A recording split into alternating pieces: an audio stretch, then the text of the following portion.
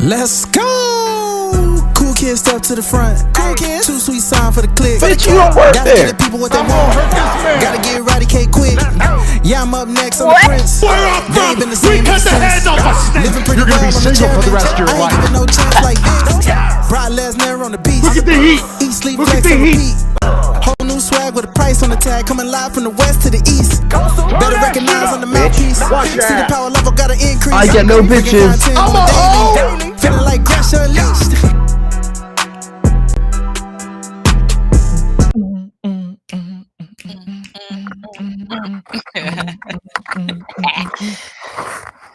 We're gonna try to be on one accord this week because we don't want to throw people off. But greetings and salutations, ladies and gentlemen, boys and girls, non-binary pals, and everybody in between. Welcome back to the Gresh Unleashed podcast. I sound like a black pastor for some reason, but it is what it is. For those of you who don't know, I am the voice that does the most Gresh, and joining me as always is the Queen of Rebels herself, Suela the Bandit.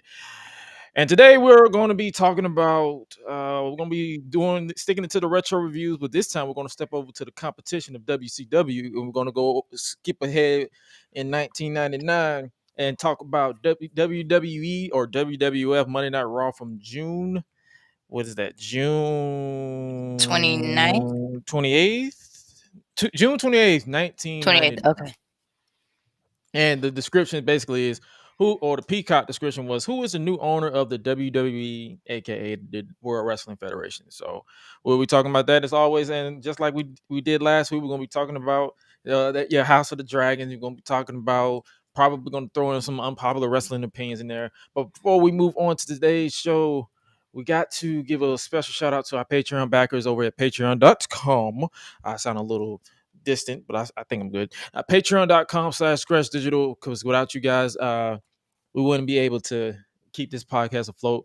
And I'm gonna be honest with you, hey, if it wasn't for you guys, I probably would have been coming out of my own pocket. But we thank you so much for keeping the lights on, if you will, as far as helping, and you get early access. For those of you who don't know what we do over at Patreon, you get early access to this content as well as the Gresh content, and as well as the watching and vibe segment that will be back shortly.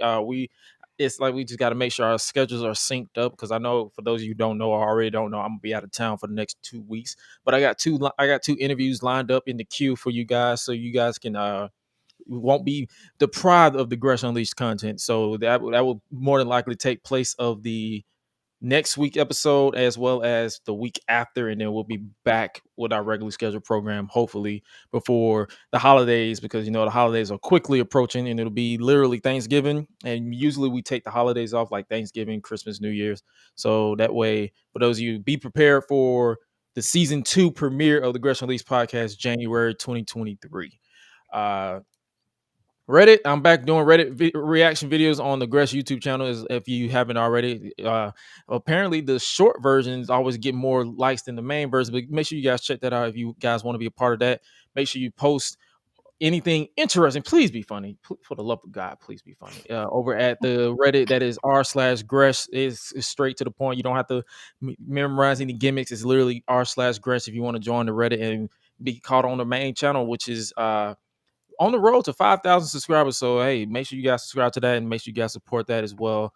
And hopefully more on that to come. But before we move on to the retro review, let's catch up with Suela the Bandit. What's been up with you this weekend? Well, my weekend was eventful.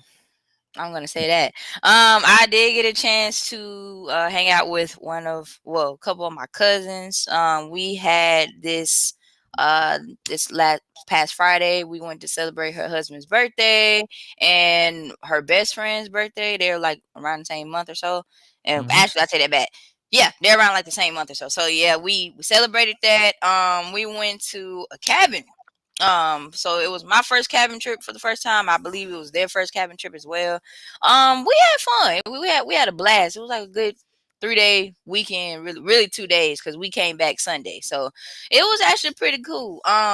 We went to some place like near like Blue Ridge Mountain or something like that. But it was all right. The weather was actually kind of nice too. So yeah, like we had fun. It was cool. Like I want to say it was different.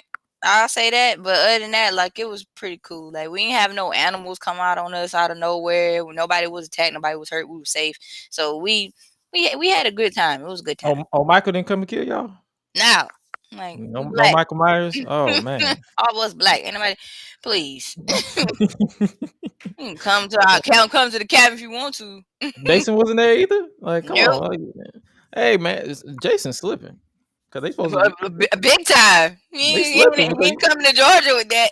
You supposed to be stalking the cabins and stuff, but you out here Man, no. not on your food and Not stuff. us. We had fun though. Like we had a good time. Like we played like a couple games and stuff like that too. So it was pretty cool. So I will give like a shout out to my cousin though, for real. Like the games that she made us play, it was called Shout Out and Bad People. So one day, like when we all get together, like one of these days, I'm gonna have to like buy those 2 games and bring them. Like it's fun. Like when I tell you it's so much fun, it's so much fun. A lot of company. That's what I will say. We could not stop laughing like throughout the whole weekend. Oh god. Oh man. If I do that shit, Oh yeah, you're going to. Like, don't worry, you're gonna be fine. I might be bullied. Nah, I don't care if you bully me. Y'all, you can suck my balls if you. Like, we had a good time though. I did get a chance to catch up with SmackDown for a little bit, but I was like, you know what? All right, it's okay. Yeah, somebody who I like went on the show this episode. We'll eventually talk about modern wrestling at some point in the future. Right. Y'all might as well get used to the retro reviews. But I finished my retro review, that's for sure. I did that. Like I said, yeah. I know she got some notes because I told her to skim through but pay attention to certain things because let's be real, some of the matches on this show didn't mean jack shit. I was like, whoa, what? I sit down waiting for I hear the bell ring, and then I look up, match is over. I'm like, right. Well, all right. So if you are the type of wrestling fan that actually cares about the matches, Attitude Era was not for you. They didn't. The matches did not. They did not care. But before we move on to with the rest of today's show, if you haven't already, make sure you catch up on all the interviews that I've done in the very past, because we got a few interviews coming up that's going to drop next week, and the one that I'm talking about is none other than Phoenix Nitro of the Vibe House, aka I want to make sure I get this right. He is the narrator of Violence. So make sure you guys catch up with the previous interviews with Vibe members like BDE, X3, Deontay DDJ, DPW's Tyler El Guapo, independent wrestler Ruthless Lala, who I'm actually going to work to get her back on the show because she wants to go longer than 30 minutes because I had her for 30 minutes and she was mad that I cut it short. But DPW's Chris Danger as well, it's aka content creator Chris Dinker, all available now on YouTube or wherever you subscribe to your podcast, www.GreshUnleashed.com. But this one is coming up very, very well next week, in 7 days from now. It is a intense conversation that I had. We was talking about wrestling. Obviously, we were talking about the company that he is signed for as as one of the commentators. He is the narrator of Violence, legitimately. He's a commentator now, as well as we talked about mental health, because that's a serious topic, because we literally went off the cuff when we talked about mental health. We talked about social media and all that good stuff on how we basically protect our mental health when it comes to being content creators and all that stuff. But make sure you guys check that out. It's next week, and it'll be a one you don't want to miss. Every solitary second of it is going to be some nuggets in there for you, especially if you guys want to make memes and stuff. You can make some memes out of this because we say some things that is going to either make you laugh, cry, anger. You're going to feel emotions when you listen to this interview. Make sure you check it out. 1 week from today, Phoenix Nitro joins the Unleashed table to go unleashed on every single thing we talk about. All right, so with that being said, we might as well go ahead and try to move on. You stupid dick! You done lost your damn mind, and I'm gonna help you find it. Shut your mouth. You guys are probably confused on why we're bringing this back. Unpopular wrestling opinions, where we usually try to go through Discord to get people's unpopular wrestling opinions, especially when it's We try to submit it anonymously so people won't be cyberbullied, because people they get weird when it comes to wrestling. But I stepped over to wrestle sections for this episode so we can get some opinions that I was like, this is interesting. Submitted over at wrestle sections over on Instagram. Someone said Angelo Dawkins, if booked right, would have a better singles run than Montez Ford. Because I think they said that because a lot of people tend to put Montez on a bigger pedestal when they do the basically the inevitable tag team split between the two. So they assume that, hey, if Montez Ford is booked better, I mean, it's all about the booking. And because from what I've seen, when both men are singles, they actually kill it. So I'm like, Mm-hmm. I wouldn't be against it, but I didn't even know Montez was injured because he has a foot injury. Oh wow. We didn't find out literally until Raw, the actual modern Raw, last night at the time of this recording. So he has a boot on his foot. He was in a segment with the Uso or the Bloodline, and it led to a match between Dawkins and Solo Sikoa. Okay. So I'm guessing hopefully it's not like a long standing injury, but hopefully he recovers. He had a boot, so hopefully he recovers, and wishing for a speedy recovery. Next up, we said Kane deserved at least one WrestleMania main event. Depend on which version of Kane you're talking about. Yeah. 98 Kane, maybe, when he was fresh into his run against the Undertaker. 2001 Kane, maybe, when he was with it was Undertaker and Kane, the Brothers of Destruction, because he was on a nice little run there when he first unmasked in 2003. Most definitely, if they booked it right, because him fresh unmasked was kind of like he was still kind of heat. Like he was like this was before he this is around the time he electrocuted Shane's balls. That version. So you know what I'm saying. But other than that, anything after that, it was kind of like it was a sale ship. But I don't disagree with that that submission. WWE is currently at its best since 2016. Yes and no. The reason I say no is it's not perfect. It has its moments. Your mic just went out. So your mic just went out. It has its moments where it feels kind of hit or miss, and then it has its moments where it's like, oh, okay, sounds good, and you got to take it into fact that it's a honeymoon phase. It's a honeymoon. Triple H is fresh in charge. He's still doing his thing, and I'm stalling because Sweller's mic went out. We're live. It happens. Life happens. But Triple H is doing his honeymoon phase. It's a whole nine. Will we get to the point where it says, man, this shit sucks again? Who knows? But right now we're in the honeymoon phase, and hopefully that we get to that point where it gets better, if you will. Or not like that. I'm thrown off because Swella is having technical difficulties, but we're gonna roll with the punches. Seth Rollins is the best in-ring performer of this generation. I mean, he's always been great in ring. I'm more of a character guy, so if he is not, how do you say, if his character is kind of like not really all there, then I'm probably not going to like.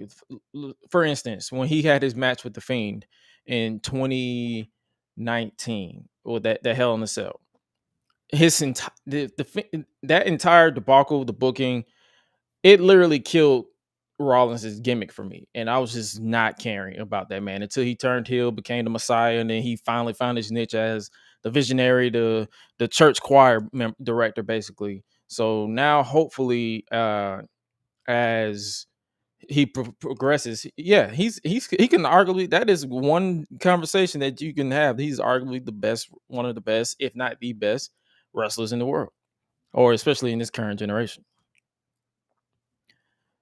And last but not least, Sami Zayn is a good in-ring performer, and that's it. He's not a great character like the hype going on currently.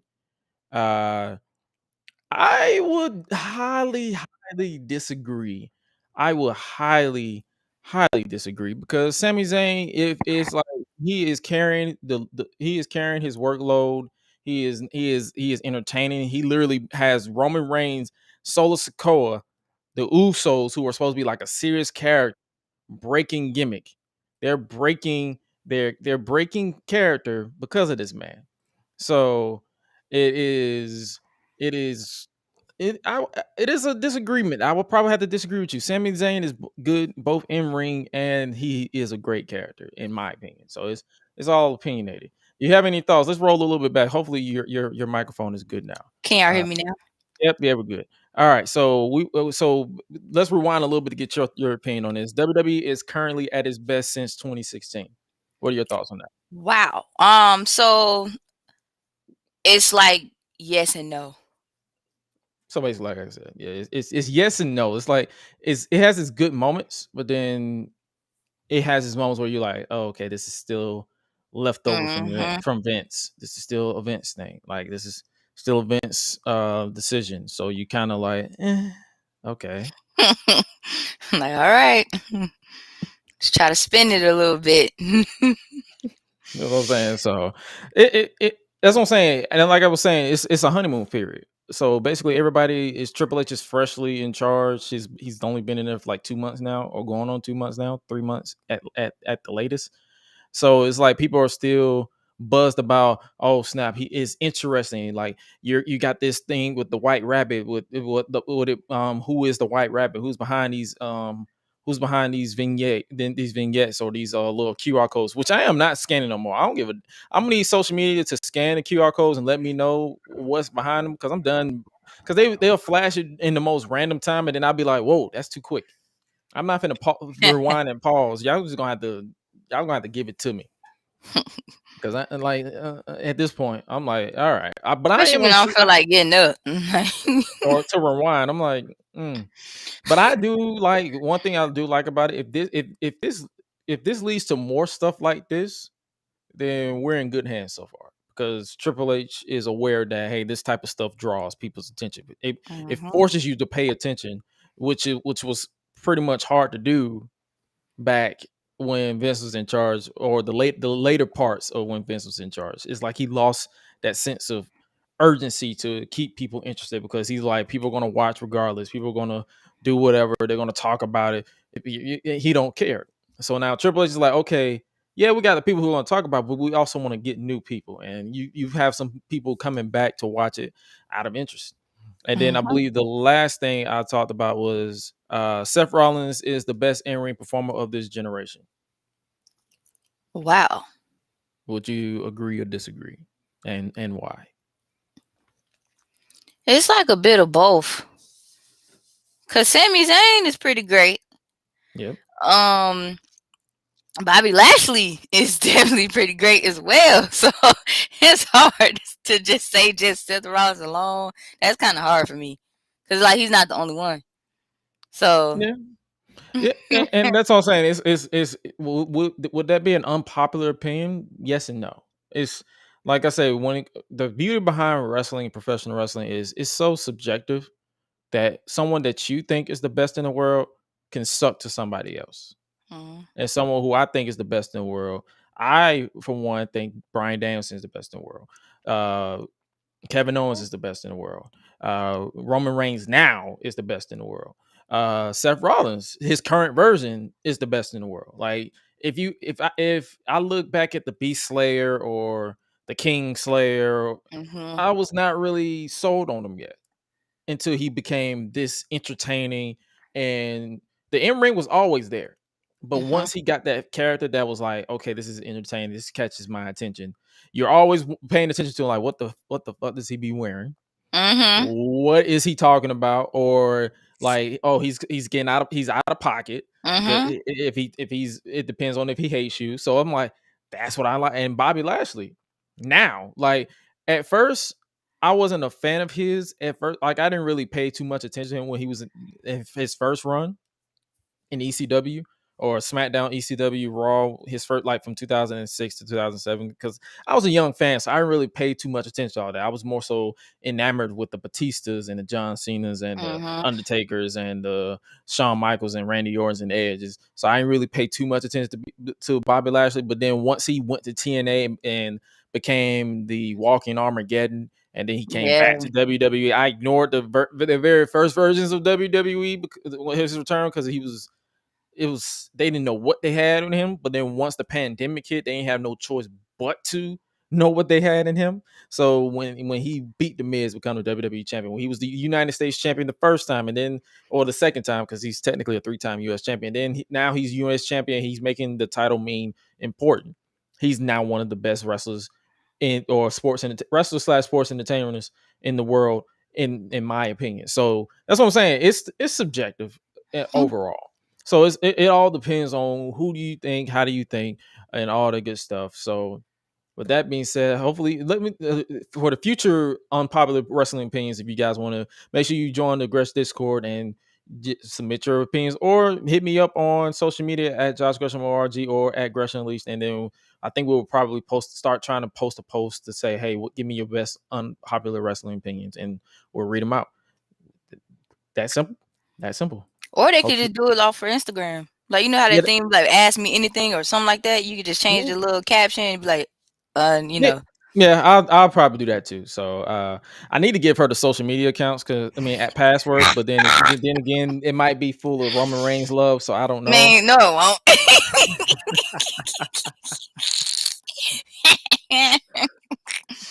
Don't boost my head up.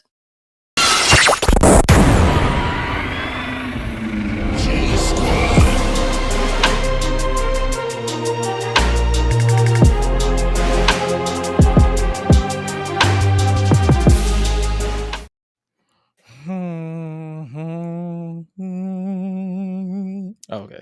Sorry about that. Now's the time that we talk about the Unleashed on the House. This is the Unleashed on the House segment where we talk about Game of Thrones, House of the Dragon. Did you catch Sundays? I know you was in the cabin, so I caught it. Oh, you caught I caught all of it. All of it. And I knew that was gonna happen anyway, but I caught all of it. Wow. Now I will say this. The faking death segment was kind of nice. That caught me off guard. I'm like, don't tell me y'all gonna kill this brother. Yeah, like, I'm not gonna lie, that did catch me, because I was like, wait a minute. I was like, okay, I know how ruthless y'all can be, but please don't kill him. Like, don't do that. And to my surprise, nope, they didn't kill him. Now I do feel bad for his parents. Yeah, because they lost both their kids. Because they lost both their kids now. Like, and it's like back to back. Yeah, I definitely feel bad for them. I was like, this man alive. Like, what? I was like, but they don't know that. Bald. I didn't even know they had a barber in Westeros. Right. That man cut all his hair. Cut all his hair. Like, he's gonna live a new life. He's gonna live a new life. Him and his whore. Right. Like, none cut all his hair off. I was like, all right now. But apparently someone pointed out to us that was a different from the book, because in the book he actually was killed, yeah. But then someone contradicted that and said GRRM, George, I believe that's his name, the writer, George R.R. Martin. Yeah, he said that the book was basically conflicting point of views. So but he said what's in the show is actually canon. So more than likely, people assume that he died, but they actually let him go. So that basically was their way of saying Rhaenyra is going to be ruthless, because I believe in the book she eventually becomes ruthless. So they're going to say she's ruthless, but she's not that ruthless. She has a soft spot. So basically, they just said, "Yay, gay rights! He lives." Basically. That man lived. Did you see that fight with the kids? Boy, did I see it? They gained up on that man. They said, For real. fight. They said, fight back, nigga. I'm Fight like, back. Fight back. and then you already know, like, the little boy, he done lied on his own brother, like, to save his tail. And I'm just like, bruh, really? He said, who told these lies? Like, Hey, gun. And he like, me? what? What you mean? Like, if you don't get out of here, boy, I'll punch you myself. Like, don't play with me. Yo, shout out to the actor, because I don't think that was supposed to be funny, but But it was. He unintentionally made that shit. But he like, Me? Like, what? What you mean? Me? What I Wait, do? hold on. Where you get this from? He probably was like, "What'd you say? Fuck me for?" But then, Like, I'm gonna make sure I deal with you, and this is over. I'm gonna put out your other eye. But then when you look back at the reason why he did that was because if he would have said his mother, she would have died. Oh yeah. But seeing as he's technically the rightful male heir, they're not going to do anything to him. They're just gonna dismiss it like, oh, he's just hearing rumors. But this entire episode basically established that Allison is obsessed with Rhaenyra's personal life. Right. And for what? Like, girl, bye. For what, woman? What do you want? Bye. What do you want? You want to be her? Do you want to pussy that bad? Boy. Do you want to pussy that bad? Do you want to be her, or you just what? Like, what's up? Do you want to eat her box or something? Because you're so obsessed with her. Right. You trying to figure out who she with, who she sleeping with, why you need to know all that? What's it to you? She want the box. She trying to be with her. She want that. Come on, bro. She want that. Man, she just desperate. She want that. She want that Rhaenyra bussy. And what got me was I said, okay, like you already know, like, okay, homegirl gonna do whatever she got to do to try to get her boys like in the seat or whatever the case may be, and you got that warning when she cut you on the arm.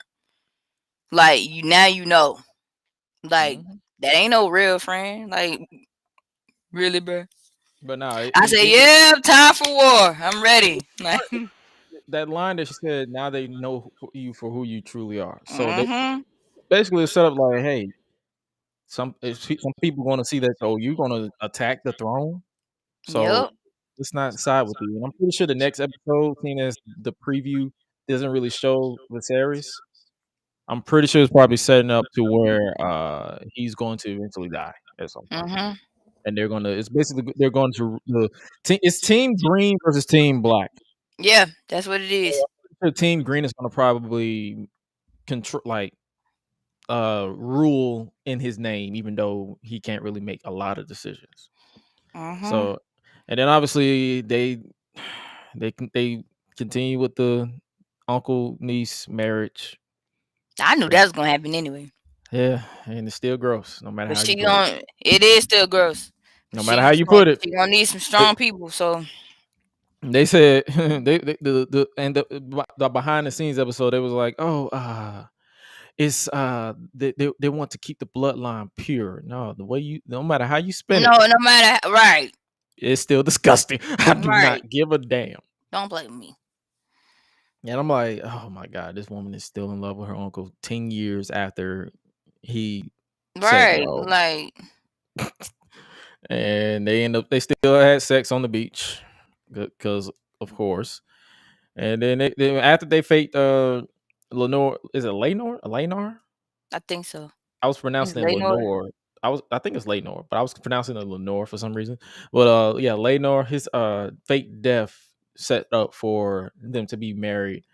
And so now here's how here's how fucked up the bloodline is. The bloodline is. Man. You got Damon and his kids, Rhaenyra and her kids. Damon's kids is Rhaenyra's kid's cousin. Now / brothers and yeah, they cousins and brothers and sisters. Yes, they're cousins / bro and step brothers and sisters. Basically, and Rhaenyra is Rhaenyra is the boy's older sister on Allison's side, which means those are her little brothers, so to speak. Allison's half brothers. I mean, kids are Rhaenyra's half brothers. And now when Damon and Rhaenyra, because I'm pretty sure if they keep it to the book, she's gonna have at least 2 more kids by Damon.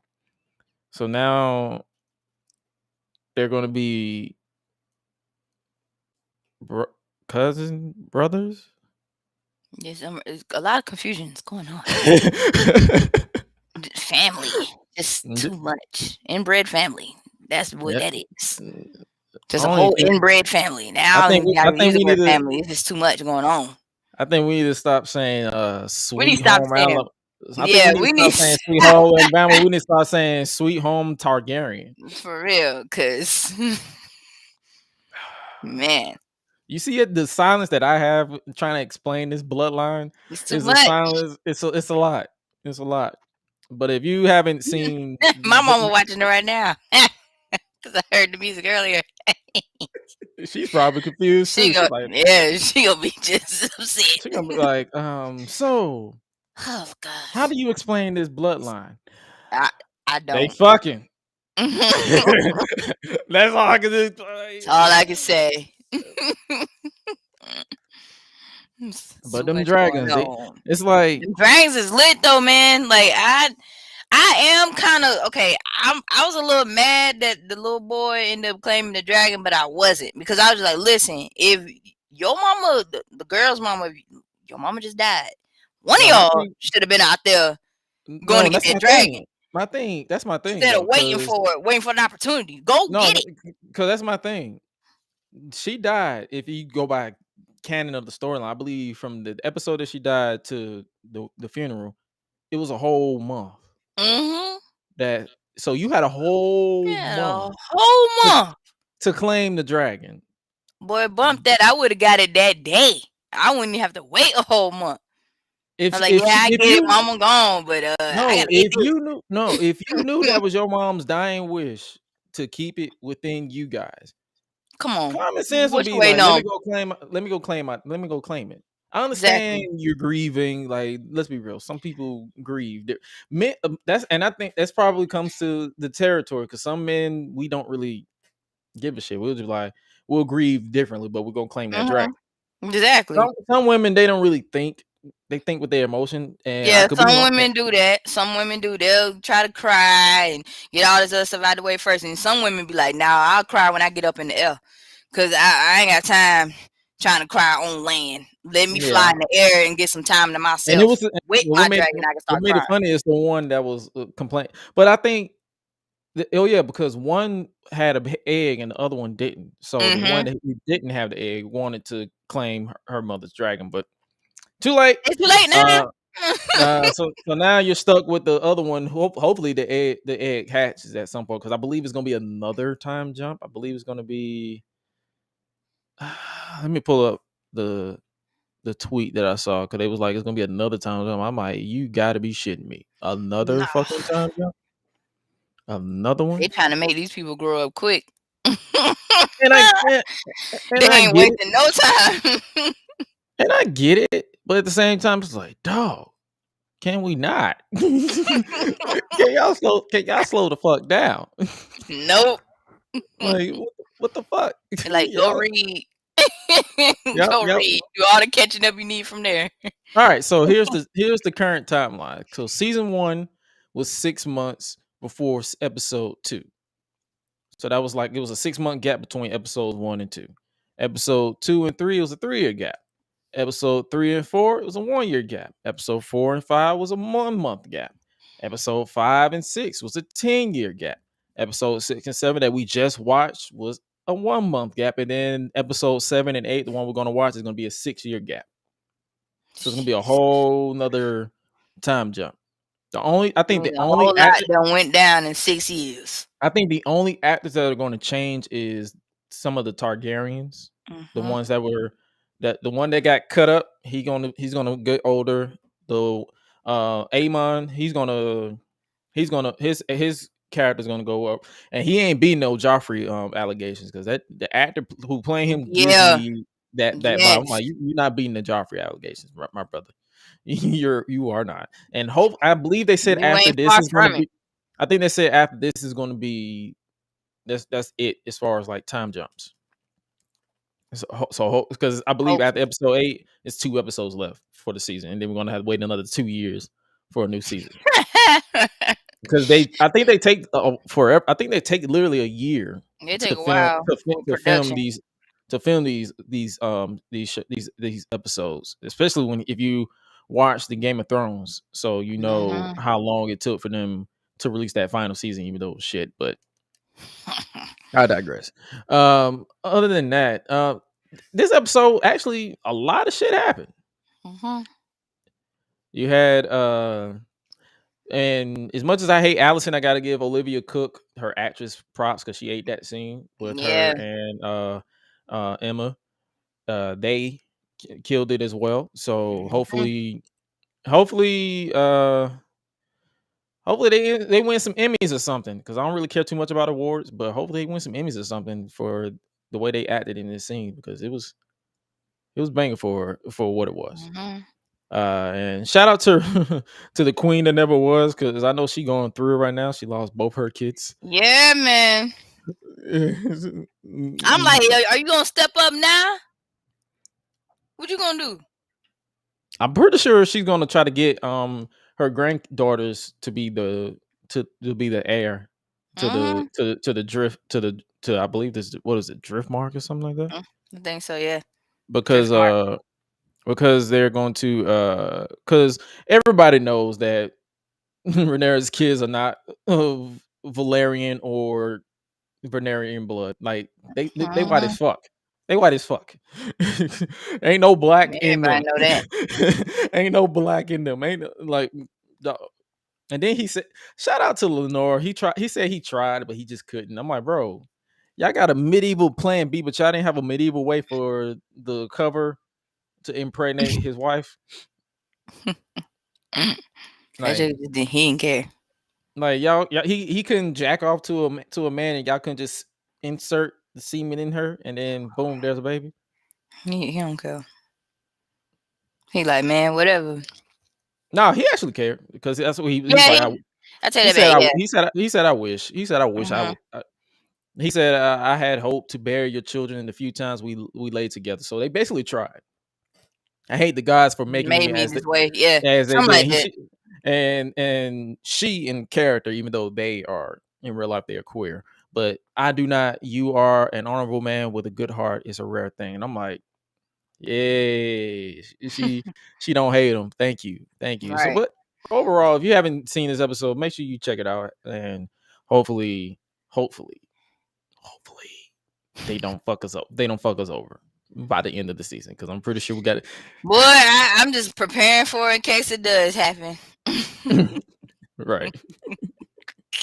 Before we move any further with today's show, I would like to take the time to highlight a black content creator for this week. And this week's spotlight will be shined on none other than the creator and powers that be behind On the Sidelines, aka OTS Media, someone I've had the pleasure of knowing for the better part of well over a decade. I believe our first conversation was possibly 2011, 2012, give or take. And ever since, he's been the guy behind the scenes pushing me as a fellow creator, whether it's be as my camera op for a canceled short film that will never see the light of day, or just a voice of reason for when I want to quit overall. He's been a constant friend, mentor, and well-documented guest for this brand in the past. He is none other than DJ, aka Derek Myers Jr. Love you, bro. Appreciate you for everything that you do. Look, hard work pays off, y'all, I promise. It don't come without the struggles if I'm honest, but I wouldn't change it for the better. One network at a time, we together. Like some, I work a 9 to 5 to pay bills and invest in this life of mine. But still, I gotta find the time to go harder on the grind with ideas in mind. Yeah. I had to live by 3 rules and hold them all to heart when I work with my tools. First off, don't compare yourself to anybody on another level willing to wealth. And now too, you gotta trust the process. Your passion will pay for it. All right, now's the time we talk about this week's retro review. We step into Monday Night Raw from June 28th, 1999. The description is: who is the new owner slash CEO of the WWE World Wrestling Federation, if you will?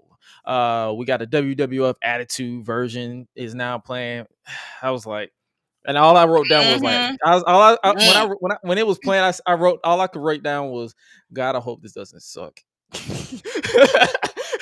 Because I'm still recovering from that WCW episode that we reviewed last week. That shit was terrible. It's crazy how like when you're a kid, you watch the stuff and you be like, okay, cool. And then when you get older, you be like, okay, wait a minute. What was y'all thinking? Like What it'd was be the this? total opposite. What was this? What idea was this? This shit was ass. Like, you don't know what is going on. Like, what are you doing? Whose idea was this? Well, we kick you off the show with a recap of the King of the Ring 1999, where Stone Cold faced Shane McMahon and Vince McMahon in a ladder match with the ownership was at stake. This is basically the fallout from the higher power gimmick. It's me, Austin. Oh, son of a bitch. And Linda McMahon naming Stone Cold as the new CEO. We'll probably get around to reviewing that one of those episodes at some point because we randomize our reviews. So stay locked on that. The briefcase, the ending of the match was basically where the briefcase was tampered with when Stone Cold was reaching for the contract and lowered when Shane climbed the ladder to win the match. And now the McMahons are back in control of the World Wrestling Federation. Before we get into the opening of the show, you want to check out the competition because last time we reviewed WCW, Monday Night Raw was preempted, so they didn't even run a show that week. But this week they actually ran a show over on Monday Nitro live from Chicago, Illinois. 1, 2, 3, 4, 5, 6, 7, 8. They had 8 matches, and this is when they had the WCW logo on there for the stage. This one right here. Oh yeah. I remember that one. I appreciate that one. That one actually looks better than It does. the other It's ones. just a ramp. It's a ramp, and then it's literally WCW, and then the C right there lowers every time they walk out. I didn't know it until I actually watched an episode of this, so I can understand that. But from when I looked at this, a lot of these matches were random as hell too. Yes, they were. Perry Saturn and Chris Benoit defeated Finley and David Taylor. Eddie Guerrero defeated Lenny Lane. Don't know who that is. Bam Bam Bigelow defeated Hack, whoever the fuck that is. Barry Windham, Kendall Windham, Kurt Hennig, and Bobby Duncan Jr. defeated Brian Adams, Vincent, Horace Hogan, and Stevie Ray. Talk about a random ass 8-man tag team match. I'm glad I didn't watch that. Ernest Miller fought Disco Inferno to a no contest. WCW World Tag Team Champions Diamond Dallas Page and Canyon defeated Dean Malenko and Buff Bagwell. Sid Vicious defeated Scott Putski. And then in the main event, WCW World Champion Kevin Nash defeated David Flair via disqualification in a lumberjack match. So a DQ in a lumberjack match where outside interference touches you to put you back in the match.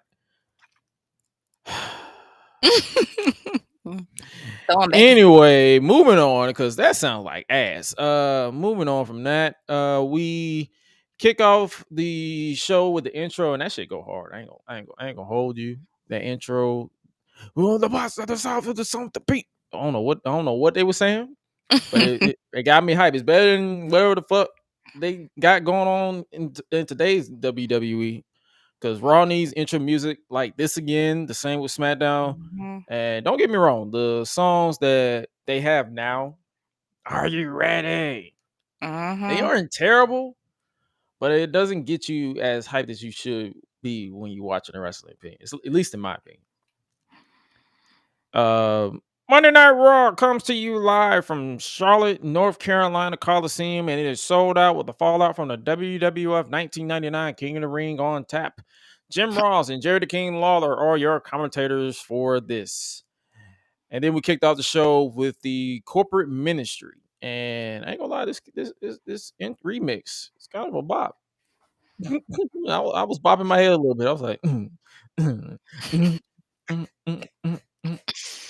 It wasn't that bad. It was actually kind of cool. It's a celebration with balloons and confetti and all that stuff. The Undertaker is the WWF champion after retaining the title against The Rock, thanks to interference from Triple H. The Undertaker, for some reason, when he rolled his eyes to the back of his head, it reminded me of a story when I was in school. Because I remember growing up, I was kind of. It was around the time I was fresh into watching wrestling, and I was kind of a loner. and people was kind of messing with me a little bit, so I just rolled my eye. So you can ask my mom and my sister this story. It's literally hilarious because they would say like they would not leave me alone for shit. So what I did was I rolled my eyes to the back of my head like the Undertaker, and they ran off because they thought I was possessed. And I'm pretty sure if I don't remember them kids because it was one of the transitional periods when I was going from school to school. So I probably wouldn't even remember those kids if I see them today. But I'm pretty sure they probably still talk about that to this day because it was hilarious because every time I see the Undertaker rolls eyes in the back of my head, that story always pops in my brain because it made kids leave me alone because they thought I was possessed. So I appreciate that. It came in handy now. Vince McMahon tries to cut a promo and the crowd was not having it. This was pre-what, whenever people cut promos, because I despise the what chants, because nobody dick rides what chants more than wrestling fans. Yes. Every time, like that was imminent on Raw and imminent on SmackDown. Like, bro, just shut up. Like, it's like now I see what you're talking about because at first, like it didn't used to bother me as much. Now that I've like seen it so many times happening again and again and again, it's like, okay, y'all. What? I'm annoyed. It's one thing to do it when it's like necessary and it's hilarious, but when you just constantly just keep doing it just for noise, just to hear yourself, it's like, okay. No, like, all right, man. All right. Make it stop. Vince said it's a night we will never ever forget, and they kept putting that over and over again throughout the entire night. Vince McMahon said it will be a night that we will never ever forget. And then Shane McMahon officially fired Stone Cold Steve Austin as the CEO of the WWF. Vince McMahon says that the future of Stone Cold will see him start and remain at the bottom of the proverbial ladder. Vince McMahon says Stone Cold will compete in a preliminary match, which is basically the open match, and break down the ring. He basically saying you're going to be a jobber. Vince then acknowledged Undertaker defeating The Rock. I don't know why he curled his lip the way that he did when he said The Rock. He said, like what are you doing? Vince McMahon then proposed that the Undertaker defend the WWF title at Fully Loaded against Triple H. Then Vince McMahon promised that tonight will be a night we never ever forget forever. And I'm like, all right. And then the Big Boss Man's theme song played, and it's not the one that I was used to when I'm watching the Attitude Era. It was from his first run, Hard Times. You get the hard times. I'm like, all right, here we go. Here's another. He made his entrance opposed to the corporate ministry, and I was like, we might have another Steinerized moment because that thing is kind of good too. That thing's always kind of good too. So I was like, all right, I had to rewind it again, and then I just looked it up on YouTube and started bopping to it. Cause I'm like, okay, this is actually not a bad song. Vince held back the ministry from attacking Boss Man, and he challenged him to go face to face with he and Shane, but that was a ruse, as he said, "I love you guys." And then they embraced and they hugged the Boss Man. And then Shane McMahon told Stone Cold that McMahon 632 says, "Payback's a bitch." I'm like, bro, people be getting mad about them making fake Bible verses. I forgot all about this Bible verse. Right. The glass then shattered to an eruption, and Stone Cold Steve Austin made his way to the stage in his baseball jersey and Hoochie Daddy shorts, pre-knee brace Austin. Stone Cold called out the conspiracy BS of the ending of the match, and Stone Cold says he knew he'd get screwed, so he took out an insurance policy and wrote up himself a new contract with extra zero. So he basically made himself richer. And there was a stipulation added to his original contract where he couldn't physically assault Vince McMahon unless he's been provoked, and he changed that too. And it's open season on Vince McMahon where Stone Cold said he can punch him in his little mouth, and all he can do is pick up his little teeth and put them in his shirt pocket and go on by his day. And then he said, "I'm gonna show up to your house and I'm gonna ring the doorbell and I'm gonna punch you in the face, and all you can do is nothing but reach down and pick up your little teeth, put it in your shirt pocket, and say, Linda, he beat my ass again." And then knowing he would get screwed the night before, he booked himself in a WWE title match against the Undertaker later on in the evening, with the added stipulation where if anyone from the corporate ministry interfered, Undertaker would get DQ'd and Stone Cold will be awarded the title as a result. So this was basically a 20-minute opening promo that we should get used to watching when it comes to the Vince McMahon era of the corporation. And it's going to get worse when Triple H becomes the face of the company as the heel. Oh boy. Then we get Steve Blackman versus Ken Shamrock in a weapons match. That is up next. Ken Shamrock is dressed in the most 1999 getup I've ever seen. Like them little jeans that you have all the way up to your belly button with no belt on. That was the most 1999 attire I have ever seen in my life. We might need to bring that back. We're shown a. You said what? Might.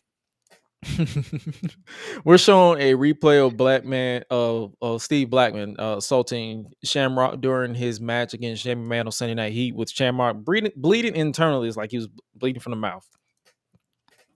Shamrock sends a message to Vince McMahon that he's going to eventually get him, and then tells Blackman to bring his kung fu punk ass out here. And I'm like, kung fu punk ass is the most 1999 insult I've ever seen, because that shit was corny. Shamrock is fighting against Doctor's Orders, so he's basically selling his ribs. Blackman hit Shamrock with the nunchucks and caused Shamrock to bleed from the mouth again, with Blackman ripping the shirt and going in on the taped ribs. Blackman then hit Shamrock with a kendo stick, grabbed his bag, and just left. He just dipped. No bell rung or nothing after. They won the first time, and then he just said, "All right, that's enough," and then just walked away. And they didn't mention it. Like, I'm like, so no contest. That's all I could assume when I watched this part. I was like, that's so it. That's it. So this match was literally 2 minutes and 58 seconds. That is not enough time for me to get invested in this match. I'm like, all right, this happened. Backstage, Shamrock was bleeding still, yelling at people to get away from him. So he don't want help with the bleeding or nothing. He just said, "Get away." I'm like, all right. Then we'll get an interview with Michael Cole from the 1999 King of the Ring, Mr. Ass, B.A. Billy Gunn, after defeating X-Pac in the finals. He's holding the World Tag Team title belt, but he's not the Tag Team Champion, but he's the King of the Ring. And when he walked out, I said, "Oh shit, I forgot he was the King of the Ring." That did happen. Billy Gunn corrects Michael Cole by saying his name is Badass Billy Gunn. They cut to a group of people holding a sign that says "Got Ass."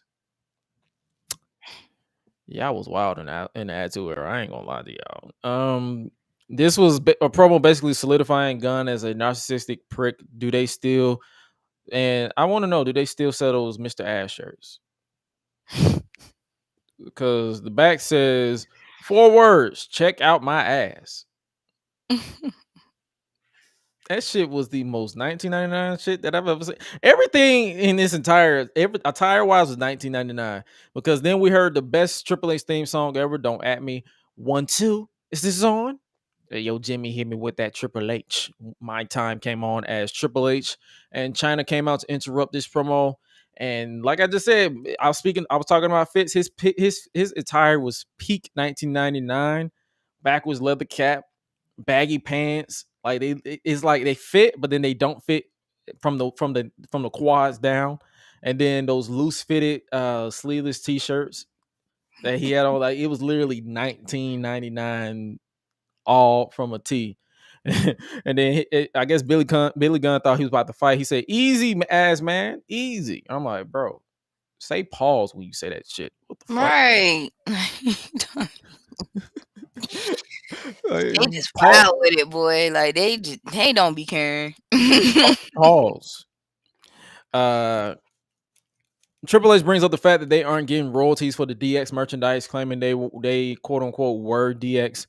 The crowd started chanting HBK because I guess he was DX as well. This is basically the start of the Gun China versus Road Dogg X-Pac story for the rights to the DX name. I believe they had it at the next pay-per-view, and I believe Road Dogg and X-Pac won, but it really didn't matter because DX ended up breaking up anyway until Triple H turned heel in '99 and they became DX again. So it really didn't mean shit. After Triple H called for them to play the money making music, The Rock came literally out of left. He literally, a lot of these wrestlers have a habit of cutting in frame. Because I'm like, where did you come from? He stormed to the ring and assaulted both Mr. Ass and Triple H with referees and backstage officials, attempted to pull them apart, which they succeeded in doing. We got a lot of pull apart brawls during this show. It was a lot of those. Next up, we get they had an interview with Chaz about breaking character, and I was confused when they said this until I remember. This was around the time they had him play a character where he was asking for mama's milk, aka they were teasing an incest gimmick between him and the woman playing his mama, Harry Beaver Cleavage. I don't know if you know about that, but that was a gimmick that they tried to get over with his girlfriend Mariana playing his mama. Oh yeah, I do remember that. They basically killed that gimmick dead because I'm sure they got backlash for it at the time, but they probably should have tried again in 2022 because we got a whole Game of Thrones show on about a plethora of incest. So have at it. Have Harry Beaver Cleavage, Sarah Beaver Cleavage, Mama Luke Beaver Cleavage, Mr. Ass Beaver Cleavage. Have all these Beaver Cleavages on Monday Night Raw go up against the Bloodline. Have the incest family, because I don't know if you saw it, but I believe when it was either on SmackDown, I think it was on SmackDown, but Corey Graves tried to compare the Bloodline to House Targaryen. And I'm like, I understood what he was trying to say because there's the unbeatable dynasty that nobody can beat. But then it's like, dog, we're in the midst of a show where their prominent storyline is the uncle marrying the niece. I don't need you to compare the Bloodline to the incest family. Sweet home Targaryen. We don't need that. All right. So please, I understand you want to get some pop culture references in, but that's not one you want to. That ain't right. That's not one you want right now. Don't tap that one in. Don't do that one. Don't do that one yet. So I'd pack it, my boy. just had to bring them up. Like, come on, dog. We're trying to recover. We didn't get some GTV footage showing. It was showing Stephanie McMahon and Test on a date leaving a motel where Test kissed Stephanie before they pulled off. So Test was getting the cheeks. Okay. Then we get a next segment with Pretty Mean Sisters. It was Terry Reynolds, Ryan Shamrock, which was another weird thing because they had Ryan Shamrock, who was Ken Shamrock's girlfriend in real life, without the name. Like that's his kayfabe sister. So they had his girlfriend play his sister. Gross. It was Terry Reynolds, Ryan Shamrock, and Jacqueline. Man, Jacqueline, respectfully, because that is a gorgeous woman. Accompanying Meat. That was his name, Meat, to the ring. While King went on a rant about testing Stephanie, and I'm like, shut up. Shut up. We had Chaz with Mariana versus Meat. It was up next, and I don't know what was Chaz's pants. Did you catch Chaz's pants? Nah. He had like a smiley face on it. on the crotch area, and I'm like, they look like boxer briefs. I don't know why. And all I could write down was this match happened because I did not. But I give them credit because the ending kind of popped me because Chaz hit the burning hammer on me. King did, JR didn't know what the move was, but that was basically the burning hammer to pick up the win. But this match was not good. I don't know what was going on. Don't ask me what happened during it because I don't know. They tried to interview Tess backstage about the footage, and out of nowhere, literally these wrestlers has a habit of cutting into frame. So it literally out of nowhere, Shane legitimately speared the fuck out of Tess into the set, and the Mean Street Posse assaulted Tess in the 4-on-1 assault for, I'm guessing, sleeping with his sister. Cause they came out of the motel. Y'all didn't go over there for the bagels and hot chocolate. Y'all was fucking. And then the Undertaker was just standing in the back, rolling his eyes to the back of his head for some reason. Again, as they were hyped up the main event, I'm like, bro, this dude had a habit of just rolling his eyes to the back of his head, and for what, bro? It ain't that scary. Then we had hardcore Bob Holly come out after Big Swole nearly crushed him with the car, but he missed. Holly asked if that was the best Big Show got because he missed, and then he said he got bigger fish to burn and called out Kane, saying he's the big shot, and says if he wants some hardcore Holly, then come out and fight you, big red retard. And I'm like, well, that wouldn't fly today, but yeah, I digress. And it was like, now it's going to be Kane versus hardcore Holly. And then, okay, King, he's weird, but he kind of got me. He kind of got me chuckle a little bit. He said, "Why would anyone in their right mind call out brimstone breath?" And I'm like, all right, you got me there, King. You got me there. Kane start brimstone breath, hellfire and brimstone ass breath. Jeez. Kane started off strong until he went to the top, and Hardcore pushed the ropes, causing Kane to fall. And Hardcore got some offense in until Big Show made his way out there in the uncle who's 4 drinks in at the barbecue sweatpants with no shirt on to choke slam Kane with Teddy Long distracted because Teddy Long was a referee. So I forgot Teddy Long was a referee before because I'm so used to him being GM. Yeah. And Holly put his foot on Kane to pick up the win, but the celebration didn't last as Kane quickly recovered to chokeslam Holly twice before running off Teddy, and then he chokeslammed Holly for a third time. Referees tried to run out to stop him, but they got scared, and Kane chokeslammed Holly for a 4th time before the ref finally rolled.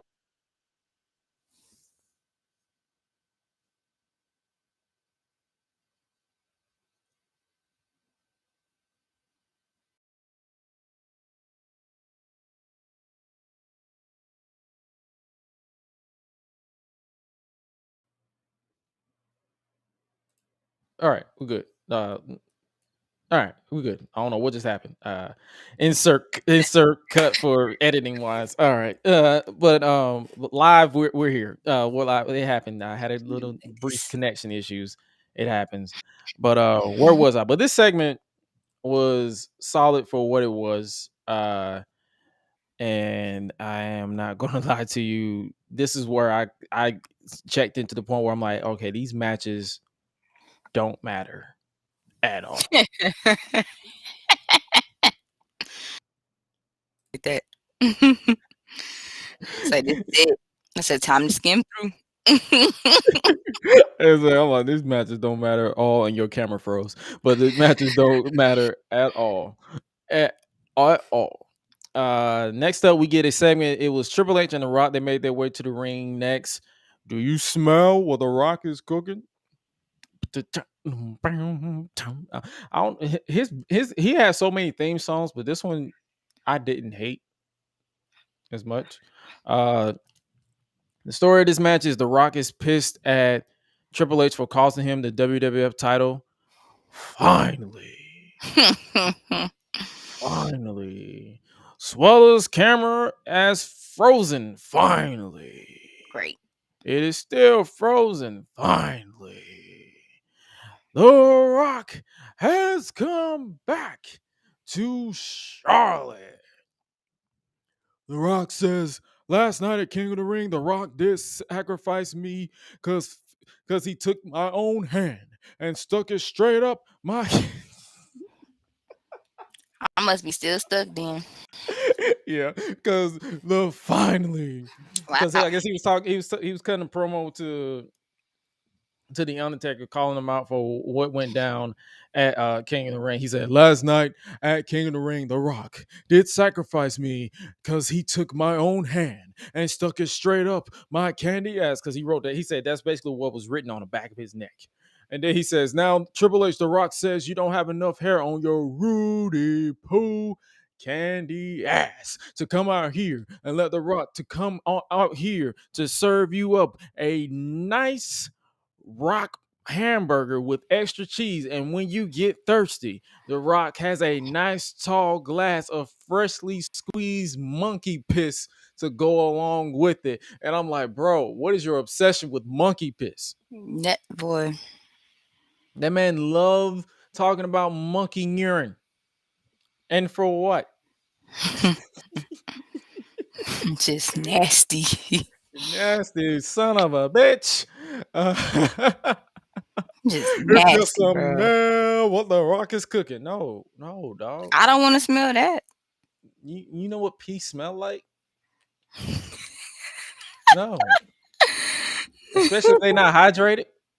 Boy. I don't want to smell that. I don't want to smell what you're cooking, that dog. Triple H made his entrance with China, and the match started with a fist fight. I'm pretty sure every match in this show started with a fist fight.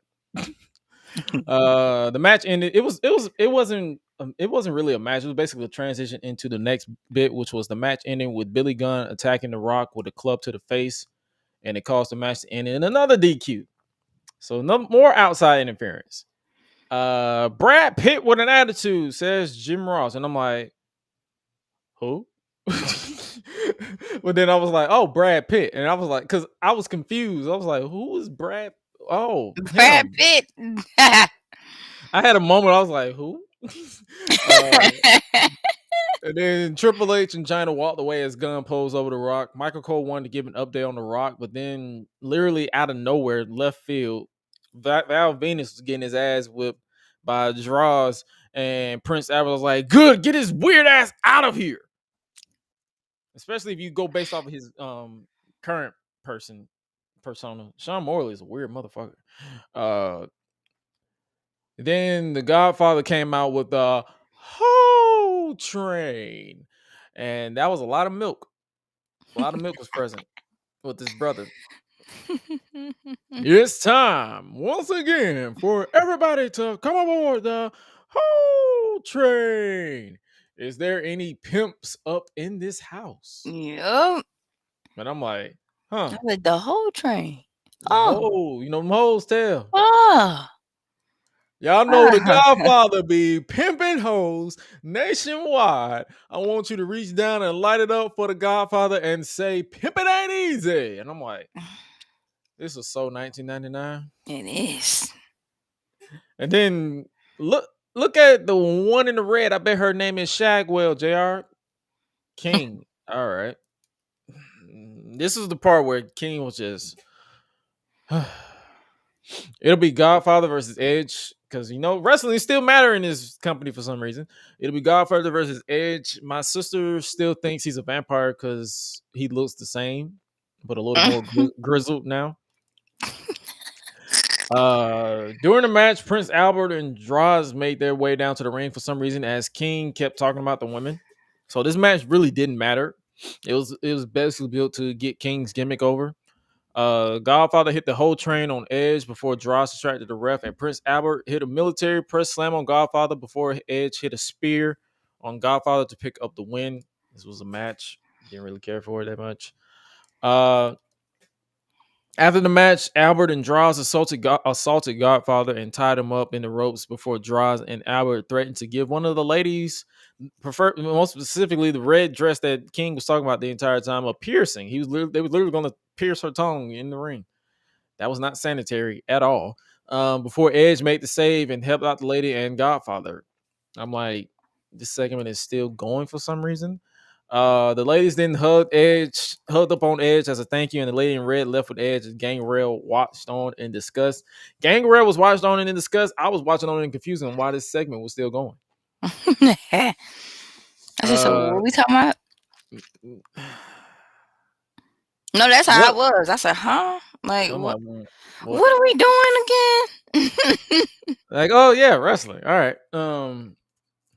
Then we got another segment with Mr. Ass up next. There's a lot of Billy Gunn on this show,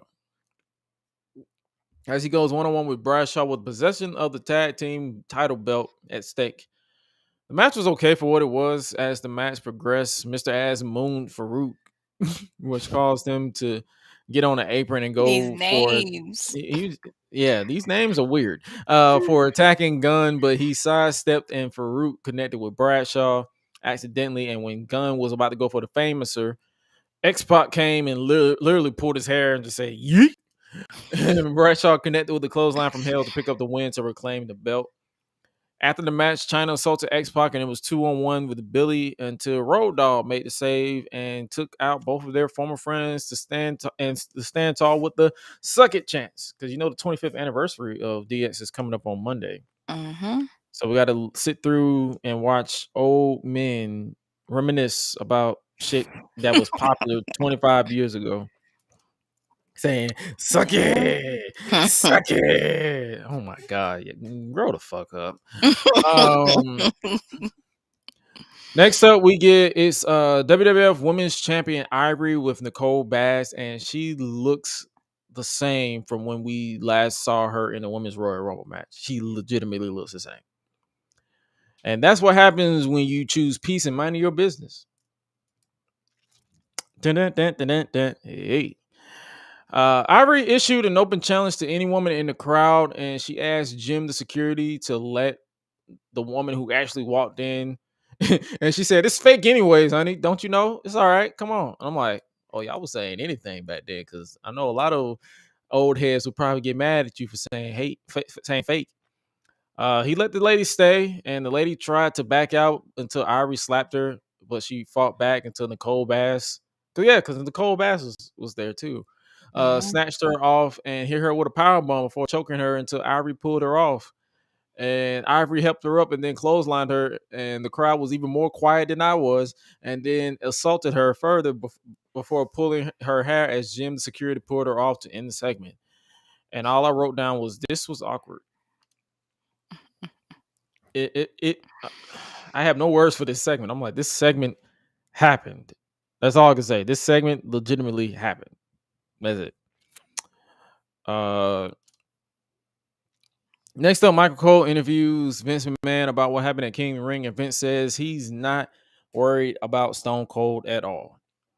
Then we finally get a commercial break. Chef Boyardee commercial with The Rock at a beach and then a boat. The Rock says, "Don't be a jabroni, eat your Chef Boyardee beef ravioli." And I wrote down, I don't think I've ever had Chef Boyardee in my life. Have you? Yeah. Is it good? It came in handy. Is it good? When you're a kid, yes. When you're a kid, yes, it is good. I don't know how it tastes now. I think they still have it. Hold on. Go. Chef Boyardee, is that still a thing? Because I have not had. Oh, it is still a thing. $5 at Walmart. Oh, at Walmart. I remember I got mine from Kroger. Kroger too. $4 on the Amazon.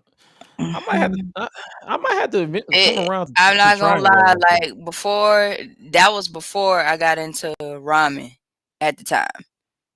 Chef Boyardee was Oodles and noodles. And Oodles and Noodles. Yeah, that was there before I tapped into ramen. Have you ever had beef and chicken mix? Yes. Yes. A lot of people don't know about that. A lot of people don't know about that. Nah, come on now. Like, they don't know about that beef and chicken mix. Some people just like chicken, some people just like beef, but they don't like that beef and chicken mix. Next up, we got a match. It was Intercontinental Champion Jeff Don't Piss Me Off Jarrett with Deborah versus X-Pac for the Intercontinental Championship. I'm echoing for some reason, but King kept whistling to Deborah because of her puppies. Oh. His nickname for her tits, basically. Mm-hmm.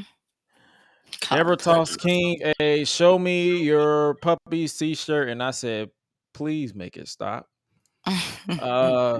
We got some make some noise. X-Pac. X-Pac was so good here, in my opinion. I don't understand. I never understood the quote unquote X-Pac heat. I never understood that. Like, where people legitimately hated X-Pac. I'm like, he was good to me. I wrote down Buddy King kept whistling. And I wanted to poke something into my eardrums to make it stop. Because he kept whistling to Deborah. Here, puppy. Here, like, will you please shut the fuck up?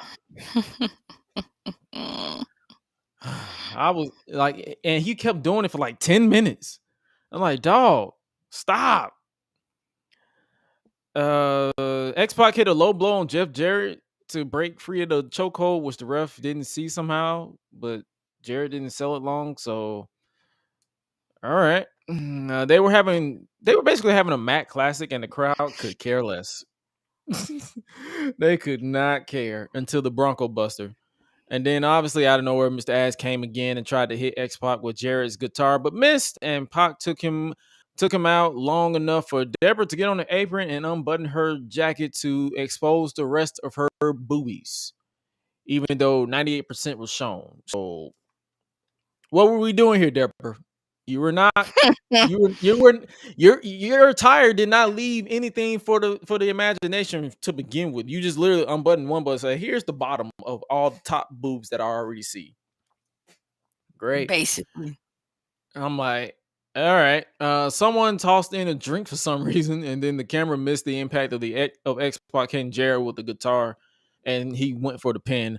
But Gunn came back in and hit the famouser on X-Pac with the ref distracted, and Jeff pinned X-Pac to pick up the win to retain the title. And then after the match, Gunn continued his assault. I call him Gunner, but Gunn continued his assault on X-Pac until Road Dogg came out of nowhere and followed by China, and it was another pull apart brawl. This time with these four, and X-Pac, Road Dogg was legitimately hitting China in the face, and I'm like, all right, China was a tough woman. Shout out to China, rest in peace. And then after all that, next up we get the main event for the WWF Championship between Stone Cold Steve Austin and the defending champion, The Undertaker. Did you even watch this match? A little bit.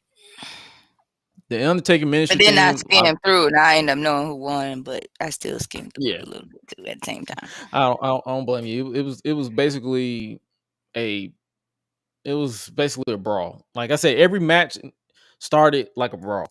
But the Undertaker's ministry theme was a bop coming to the ring by Paul Bearer. Rest in peace, Paul Bearer. The glass shatter always got a pop out of me, no matter what. I'm more of a Disturbed version fan than the OG, but the OG is pretty cool too. They didn't do the customary championship being ascended above the referee's head. They just went straight to brawling. They just did not care. Then, as the match progresses, Paul Bearer took his shoe off and went bonk to the back of Stone Cold's head.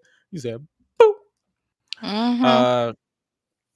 And then King was still doing his corporate butt kissing thing. He said, "You better start sucking up unless you're out of here." When he said to JR, he said, "Well, why don't you give me a lesson since you're so damn good at it?" And I'm like, all right. He basically said, "Since you're so good at sucking dick, how So about much you?" animosity. Like, ain't you throwing in clues? Like, come on, bro. Then as the match continued, they brawled all over the place. Austin hit the stunner and was about to pick up the win until Paul Bearer pulled the referee out the ring. Austin took him out briefly, and then they had another exchange, him and the Undertaker, until Austin hit the stunner again to pick up the win to become the WWF champion. And that was the match. Austin called for beers until Undertaker nailed Austin with the belt off the skull and drew blood.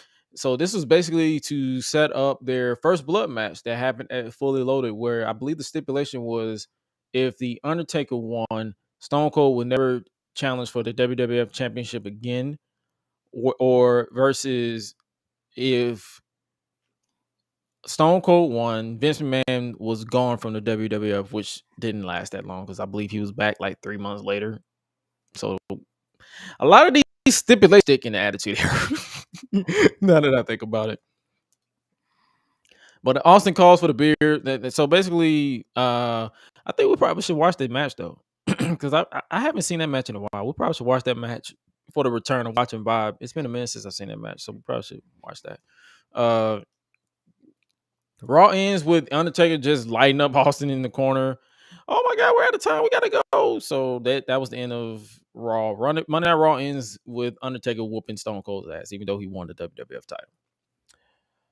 Overall, this show was more about the moments than the matches, which was prominent during the Attitude Era. The pacing kind of felt like a car crash, if you will. So you barely had time to process anything. And I ain't gonna lie to y'all. I sent a text literally earlier after we watched this. I said I've come to the conclusion that the Attitude Era might be high key overrated. Because it's like this And I show didn't. responded back just like I'm doing now, laughing, like because I Like, agree. This show wasn't as bad as WCW that we reviewed last week, but it's like nothing felt as good as people said it was. I don't know. It felt like, okay, cool. All right. But that was WCW, not WCW. That shit sucked. That was Monday Night Raw from June 28th, 1999. The Attitude Era might be high key overrated.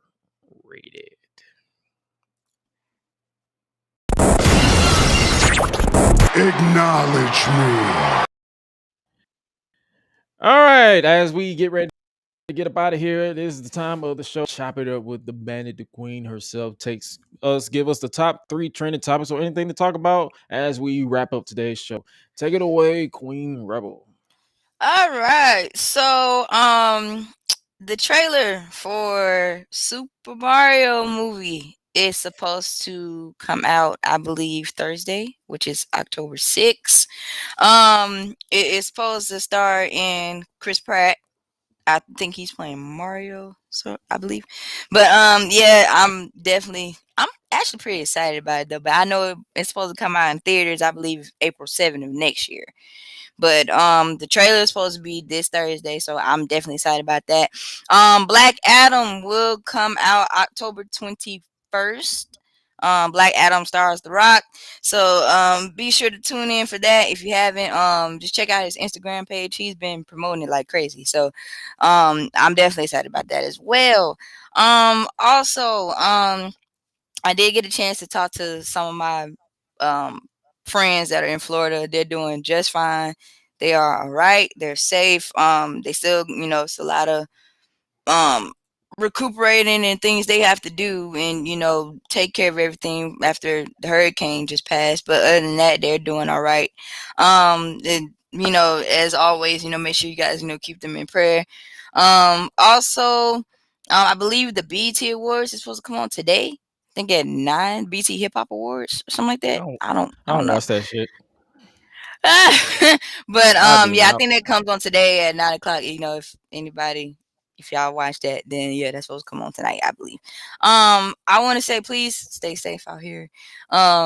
Drink your water, please. Stay hydrated, bitches. Please. It is about the fall is happening. The fall is upon us. So make sure if you gotta stay bundled up, do so. You don't want nobody being sick. Also, as Gresh mentioned, earlier on, make sure that your mental health is very, very important to you. Make sure you stay up to date on that. Meditate if you have to, read if you have to, find healthy ways to cope if you done dealt with loss, or even if you're just depressed, there is help. So please, don't keep stuff bottled in. Don't try to use different things to suppress that are not good for you. Don't do that. Definitely, if you can, please talk to somebody.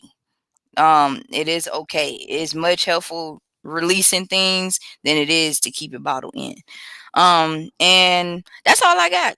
Pretty much for y'all. But as I mentioned before, just please stay safe out here. We don't want nobody, in any tragic accidents or shootings or, whatever the case may be. We don't need that. So please stay safe and please watch out for your children. If you see anything suspicious of any kind, report it. Handle it the best way you know how without, you being in trouble. But other than that, please make sure you take care of that. Yeah, and I believe that. Yep, that's all she got. And I don't really have anything. But make sure you guys stay safe out here for real, because it is wild out here. COVID is still a thing, even though it's not as prominent as it was in 2020. It's still a thing, and make sure y'all stay safe. If you're sick, keep your bitch ass at home. I hate that I Right. say it like that. I have to say it like that, but keep your bitch ass at home if you got COVID, or if you got monkeypox, or if you got any type of sickness, because we ain't trying to get sick out here. Like, I hate this, I have to say it like that, but that's just how I feel. Because what the fuck? It should be common sense to keep your ass at home. It really Please. is. Please. They got. I'm checking out NXT right now. They got a whole new broadcast team. I believe Vic Joseph isn't there. 3 new people and Byron Saxton for some reason. Anyway. And Dahmer on Netflix, it has now been trending 496 million hours viewed, like worldwide, I guess. Dahmer. It's like it's only in only 2 weeks making Dahmer one of Netflix's most successful series of all time. Dahmer. Never heard of that. Jeffrey Dahmer. Yeah. If y'all know what that is, yeah, I recommend you go check that out. It's almost like the person who plays off of American Horror Story. He plays that character. He's actually, they need to just go ahead and give him an award because he's been dope since American Horror Story. So yeah. And also anyway, make sure you guys check out Chucky, because this episode will drop right after Chucky premieres. So make sure you guys check that out, because I know I was a fan of season 1, so season 2 is dropping.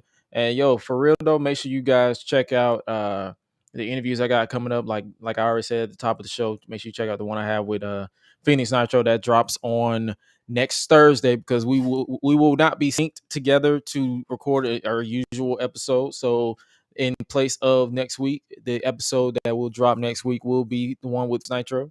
Then the week after that, more than likely, if I'm not back in town, I probably won't be.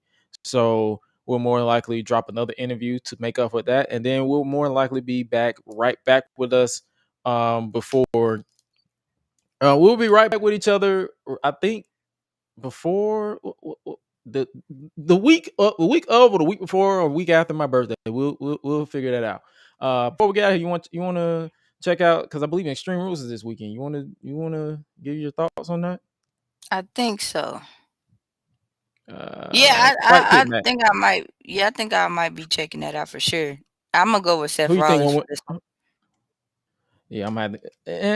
It's like I kind of see them giving them win Seth Rollins, but I don't know why. But I see them giving it to Riddle for some reason. Okay.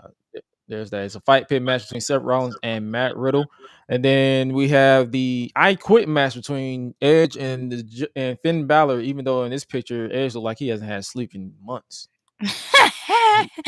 I'm gonna go with Finn Balor because who knows? I'll be surprised. Day needs to win. Judgment Day needs to win, because come on, dog. Yeah, they've been I'm gonna losing. Go with Finn Balor for this. The strap match between Karrion Kross and Drew McIntyre. I'm gonna give it to Karrion Kross. Yeah, I had to go with Kross. The Extreme Rules match between SmackDown Women's Champion Liv Morgan and Ronda Rousey. I don't know. I can see Shayna getting involved. Yeah, you got a point. Yes, because I almost forgot about her. But yeah, like in the event, I think like maybe she'll end up like interfering. Okay, and siding with Ronda.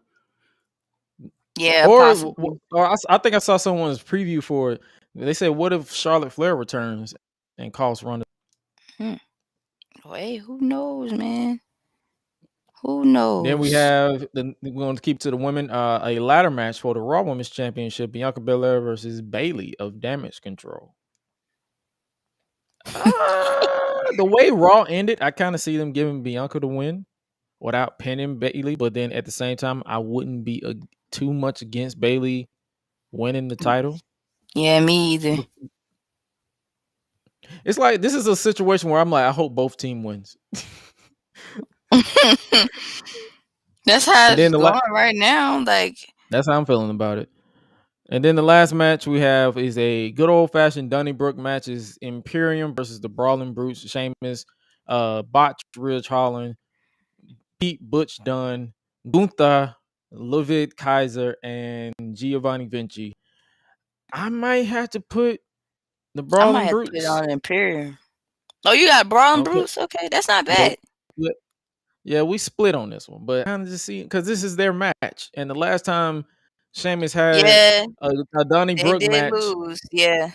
Sheamus lost. So I'm like, Yeah. I kind of want to give them that rub, but we'll see. This will be a fun match. This is the most extreme rules event since last year when they only had one Extreme Rules match where Finn Balor lost because the belt, the turnbuckle buckled under the weight of his 175-pound self, even though he's been up there a million times. But that was dumb, but it is what it is. But and speaking of not being dumb though, and that concludes today's episode of the Gresh Unleashed podcast. If you haven't already, make sure you guys check us out over at www.greshunleashed.com if you listening in audio format, or make sure you hit that subscribe button because according to YouTube, we have to say subscribe a lot. So make sure you hit that subscribe button. Make sure you hit that follow button, and make sure you hit wherever you listen to or you're checking out this podcast. Make sure you guys show support there. And with that being said, you guys stay safe out here in the world of unknown. But the one thing that you should know is that we appreciate you, we love you, we respect you, and we thank you. And with that being said, you guys stay safe, stay safe out here.